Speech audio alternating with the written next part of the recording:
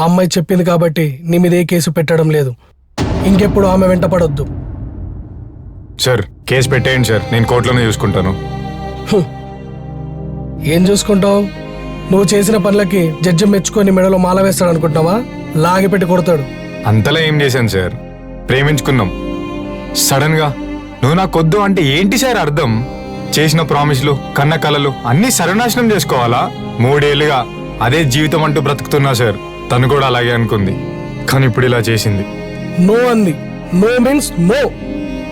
ఒక్కసారి నో చెప్పాక వెంట పడ్డావంటే అది వేధింపే అవుతుంది. ఎందుకు నో అని తెలుసుకోవాల్సిన అవసరం లేదా సార్? ఉండదు. నో అంటే చాలు, కారణం లేదు, కాకరకాయ లేదు. మరి ఒక మగాడు కూడా అలాగే చెప్తే, తిరిగినన్ని రోజులు తిరిగి నో అంటే ఊరుకుంటారా? ఇంటి ముందు టెంట్లు వేయటం, మౌన పోరాటం అంటూ మీడియాకి ఎక్కుతూ వాళ్ళ ఇంట్లో వాళ్ళందరినీ రోడ్డుకు లాగుతారు. వాళ్ళని ఒక దుర్మార్గుని చేస్తారు. ఆడవాళ్ళకు ఒక రూల్, మగవాళ్ళకు ఒక రూలా సార్? మగవాళ్ళు కూడా మనుషులే కదా సార్.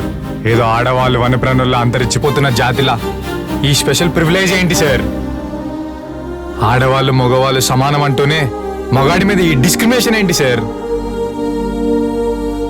ఈ మాత్రం చట్టాలు ఉండబట్టే ఆడవాళ్ళు ఇంకీ భూమి మీద ఉంటున్నారు. లేదంటే నువ్వు అన్నట్టు ఎప్పుడో అంతరించిపోయేవారు. ఇప్పుడు నువ్వు అడుగుతున్న ప్రశ్నలకు సమాధానం నువ్వు ఒక ఆడపిల్లకు తండ్రి అయినప్పుడు తెలుస్తుంది.